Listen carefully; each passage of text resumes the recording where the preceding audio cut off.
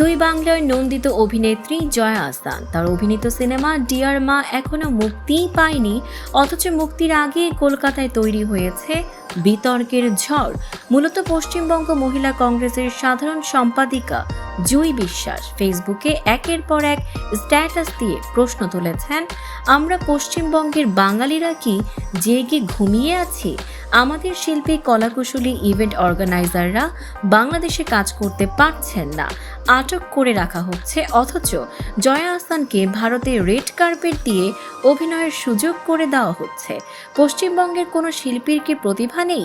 জয়া যে চরিত্রটি করেছেন সেখানে অভিনয় করার মতো? কেন ভারতীয় জাদুঘরে তার মিউজিক অ্যালবাম রিলিজ হয়? এরপর 16 জুলাই সকালে আরেকটি পোস্টে তিনি অভিযোগ করেন, পশ্চিমবঙ্গের শিল্পীদের বাংলাদেশে কাজ করতে গেলে ভিসা জটিলতা, এমনকি ডিটেনশনের মতো ঘটনাও ঘটছে। আর সেই জায়গায় দাঁড়িয়ে বাংলাদেশের শিল্পীরা ভারতের বড় প্রজেক্টে সুযোগ পাচ্ছেন।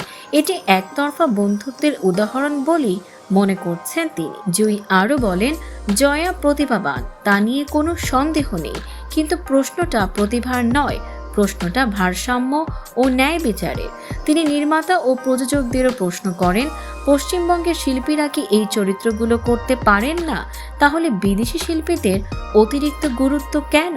তবে দুই বাংলার অনেক দর্শকই জুই বিশ্বাসের এমন বক্তব্যকে ভিত্তিহীন বলেই উড়িয়ে দিচ্ছেন, কারণ গত বছরই ঢাকাই ছবিতে কলকাতার শ্যাম ভট্টাচার্য, ইধিকা পল, এমনকি মুম্বাইয়ের সোনাল চৌহানও কাজ করেছেন শাকিব খানের সঙ্গে দরদ ছবিতে।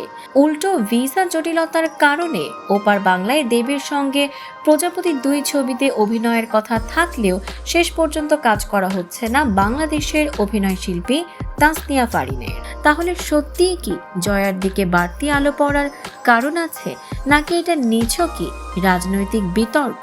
সিদ্ধান্ত আপনাদের। কমেন্ট করে জানান আপনার মন্তব্য।